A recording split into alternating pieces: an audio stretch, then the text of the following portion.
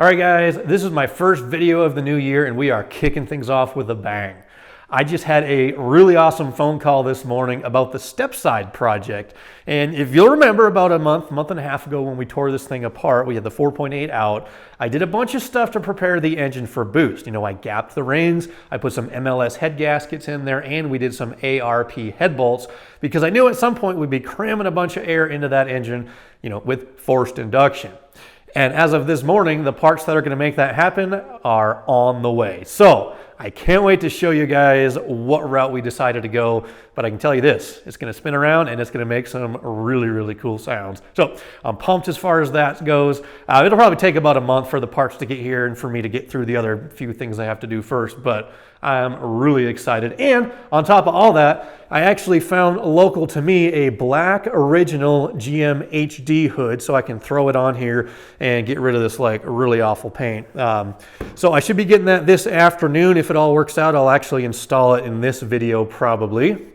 But today, I'm not doing much on the Stepside. Today is all about the UglyTruck. Now, recently I swapped out my original stock torque converter for a Circle D 3400 stall converter, and it made a huge difference with how much power the truck put down, how quickly the turbo spooled up, and now it just kind of spins, which is fun. I mean, don't get me wrong, I love doing burnouts just as much as the next guy, but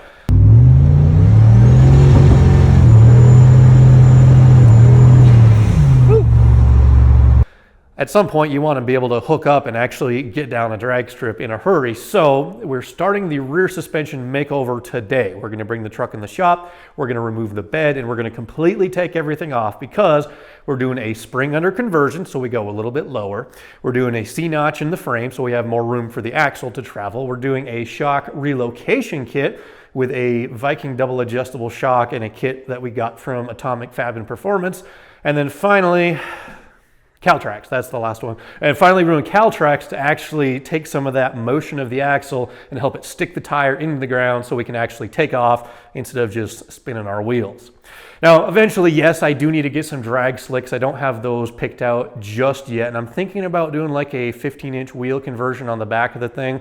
So I got a few more decisions to make in terms of the brakes and the wheel and tire package, but at least today we're going to get started on the suspension install because I feel like that's a pretty major piece of the puzzle. So first things first, we got to get the trucks kind of shimmied around. We'll unbolt the bed from the UglyTruck and we'll take it off outside so I have plenty of room to work in here.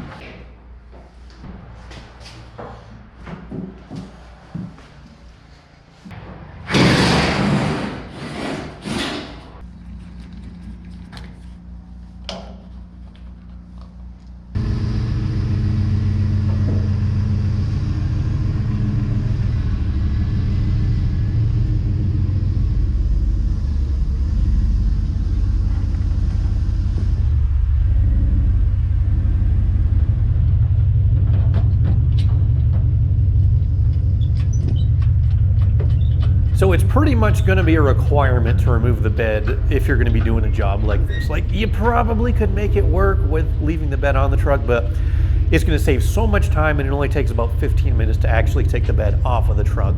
And yeah, I know if you live in like a rust belt area, it's definitely a risk of breaking a bed bolt off or something like that. But we're doing some pretty extensive frame modifications, so we're just, we'll get the bed out of the way and move on with our lives. Like I said, it takes about 10 to 15 minutes to get it out of there, and it's well worth the effort. So basically, the whole gist of what we're doing revolves around doing a spring under swap, which is more or less where we move the leaf spring from the top side of the axle down to the bottom. Now, total, that'll net us 6 inches additional drop, but this truck is already lowered 4 inches with a drop hanger and a drop shackle. I did that about 1.5 years ago, and it's lowered 4 inches. So if I left those parts in place, we'd be 10 inches total lower than stock, which is just too much. I only want about 6 inches or 2 additional inches from where we're at. So I'm going to be replacing the drop, shackle, and hanger with my original parts. Now, I did save these. I always try to save stuff like this because you never know when you're going to need it. But in order to cut the rivets on this thing, I did have to slice this and kind of bend it down a little bit. So I will have to spend a little time just kind of welding and reinforcing that to make it strong as it was from the factory. But basically what we'll do is I'll get that prettied up and then we'll bolt it back on the frame in the original location, and that'll move the front and rear pivot of the spring, you know, from up here back down to somewhere in there. So that'll restore the factory ride height for the leaf spring, but then when we put the spring or the axle on top of the spring, that's where our 6 inches of drop is going to come from. Because we're going 6 inches lower, or 6 inches low in total, I do need to make a little more room on the frame because you can kind of tell the bump stops are hitting the axle pad like right through there. So what I'm going to do is install this C-notch in the frame. Basically, I'll kind of cut an opening in the frame, and that kind of goes something like that. You can see how much more space we'll have to let the truck go lower. And that's boxed together on all sides, so that's a nice reinforcement plate. That was overkill by design, I believe, on eBay.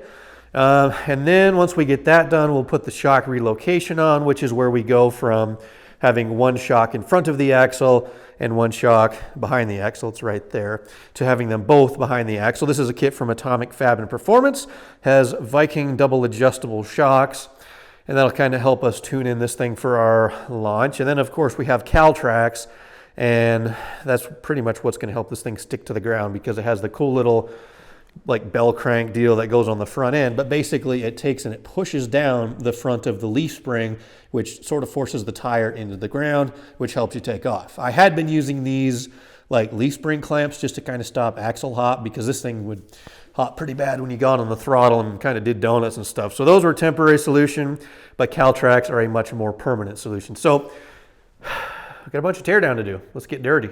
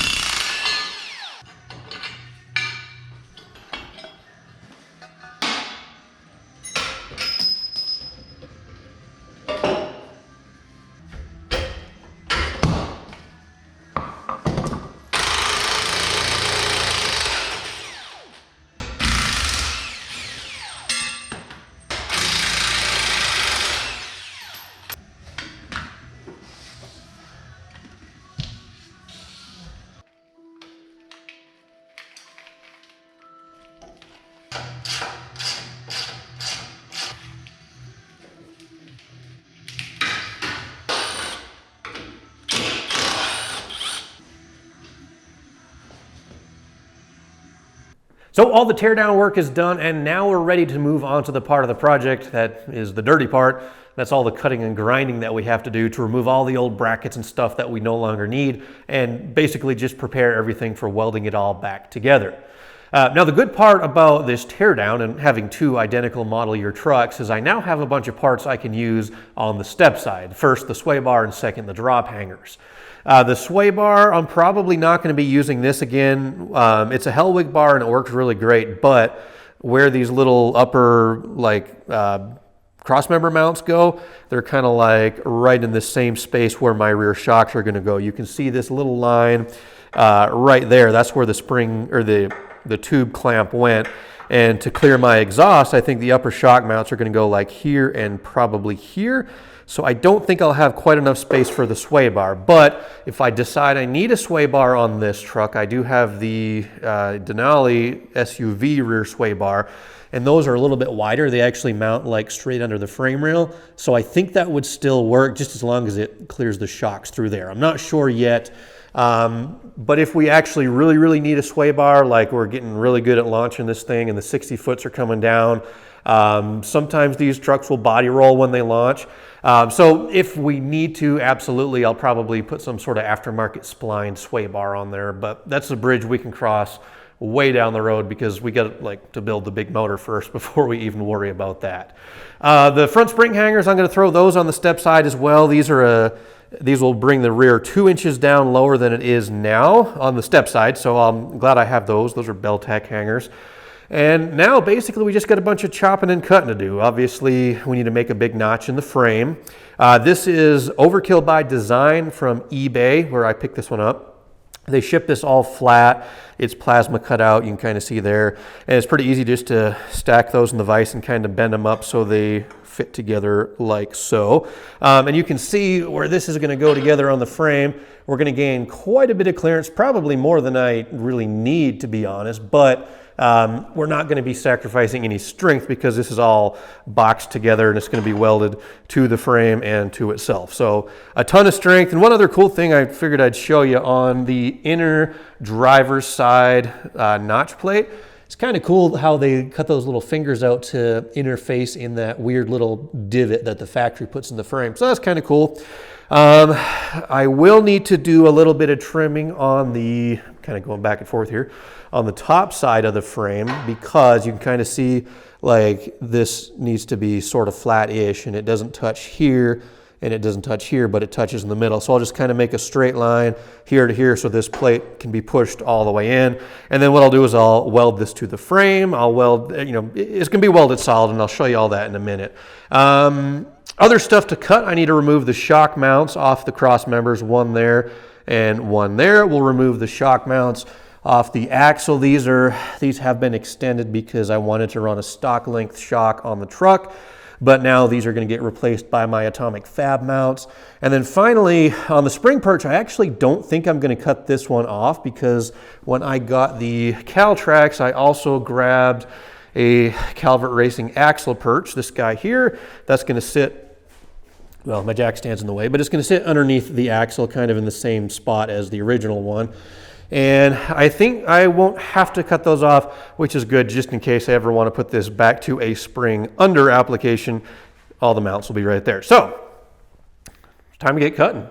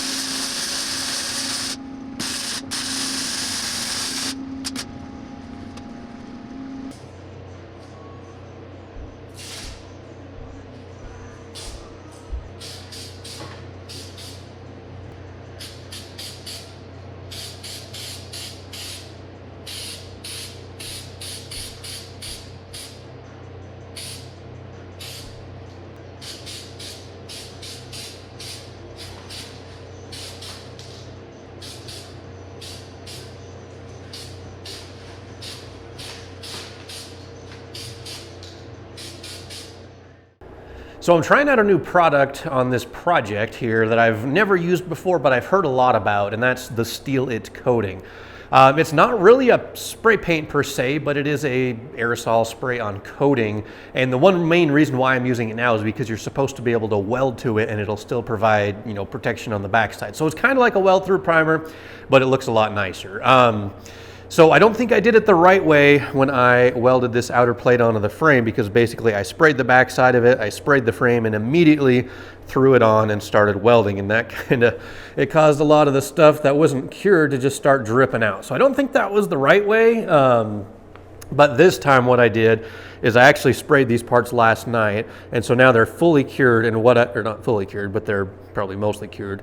And then I masked off the areas where I'm actually going to be welding. So you can see there's going to be a seam there, and like these edges down here in the back side, I didn't coat that yet because I can spray all this once it's fully assembled. So hopefully by letting that cure, sort of, it won't run off and it'll still have plenty of protection on the back side. Oh, one more thing I did, which I didn't show you, I just welded a 3/8 nut onto the top of this plate here so I can install the bump stop, because you got to have something in there so you don't smash the axle pad against the frame. And then my welding is not the greatest. I admit I don't spend as much time with a MIG welder as I probably should. I thought for about 2 seconds about TIG welding this together, but then I'm like, no, that would take so much longer. So we're MIG welding it, and it's just something I got to practice. I'm definitely not used to this MIG machine because I've used it like 5% of the time compared to my TIG. So anyway, we're coming right along from here on out. Basically all I've got to do is weld this guy kind of in there. It'll sit like that, and then I'll cap everything off with this plate here. I think you can kind of see that one sits up a little high. I've just got to trim these legs here and here to make that kind of sit down flush, but we're making headway, and that's what the notch is going to look like.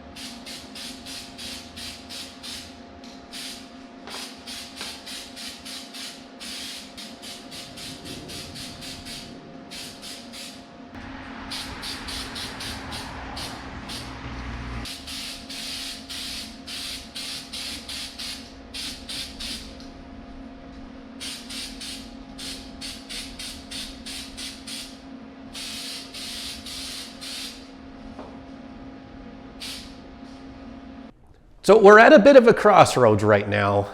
I have the passenger side C-notch completely welded in. It's all cooled down, and I got a coat of Steal It on there. And I gotta say, so far I'm really impressed with the Steal It product. It covers really nicely. You can tell it's a real thick coating, and supposedly it's got like stainless steel or whatever in there. So it should be a good, long-lasting and durable coating. But part of the problem is it's like $32 a can, and I don't know how far excuse me, I don't know how far one can will cover, but I can guarantee you, well, actually I have 2 cans. I can guarantee you the 2 cans will not cover this entire frame section. And that's kind of the dilemma is, on one hand, I'd love to take the time to like remove the fuel tank, get all the brake lines and the wiring harness out of there and wire wheel this entire frame and get it all looking as good as that, because like, that's a really cool color. It's like the perfect satin black for a frame. Like I said, it covers really, really nicely and it's a good durable coating. And yeah, it would be nice to have the whole thing looking that way, but that's just a ton of effort. And I know I'm kind of lazy, but this is the UglyTruck. It was never intended to be a show winner. It's, you know, I'm never going to fix the dents. I'm probably never going to paint the truck, but I like how that looks because it's kind of that like old sleeper neglected truck vibe, I think. You know, I never wanted this to look like a race truck. I've wanted it to look like an old work truck. So I think, I mean, don't get me wrong, I'd really love to take the time to do it, but if I had a shop where I could blow this truck apart and let it kind of sit in pieces for a month or so, I think I probably would take everything apart and have the frame sandblasted and powder coated and then, you know, paint under the hood, but still leave the outside of the truck exactly how it looks. But I don't have the space and I don't have the time right now because I've got to constantly move these projects in and out just to continue making videos and stuff like that. So for now, it's going to be a bit of a patchwork. So we'll have, you know, some shiny spots wherever we weld in new stuff. So the C-notch, both upper shock mounts on the cross member, the lower shock mounts and the bottom of the axle. I'll have a few nice shiny places on there, but for the most part, it's kind of going to be this like rusty color. And luckily the frame on this truck is like absolutely perfectly solid. This truck came from Alabama. It is completely solid and completely rust free. I mean, other than like the surface rust, but that's like structurally, this truck is perfect, especially considering it's now 22 years old. So anyway, I think that's as far as we're going to get today. I do need to still get this notch done and then weld up my spring hangers.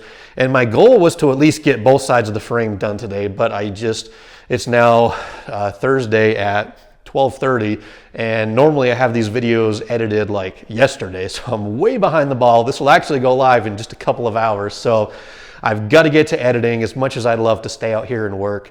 But I do want to say thank you guys for watching. A couple of quick notes. I mentioned earlier an HD hood for the Stepside truck. Unfortunately, I did go to look at it, but unfortunately the guy had it in storage and he said some of them must have fallen on it or it tipped over or something. So there's a pretty big dent in it, which it was like the perfect color and everything. So I was like so excited about it, but I'm not a body man. I cannot do body work. So I was like, I better pass and I'll keep looking for an HD hood. So there's that. And then, I don't remember if I actually mentioned this in my full-length video, but I did get an air compressor. So that's something kind of awesome. My wife got me that for Christmas, so thank you to the wife. I'm kind of ridiculous to think about this, but I'm like in my early 30s and I've never owned my own air compressor. So that's like a big life milestone to check off the list. So now we can start using air tools and stuff. What else? Next time, I have no idea what we're going to be doing. We're going to continue progress on this. Probably get some caltracs on and get the truck back on the ground, hopefully. And then we'll probably do the shocks last once I know exactly where the suspension is going to sit. So that's where we're at today. Thank you guys for watching. Do me the 3 favors: like, comment, and subscribe. That all helps the channel grow in the algorithm. We're off to a good start this year, guys. Thanks for watching, and I'll catch you again soon.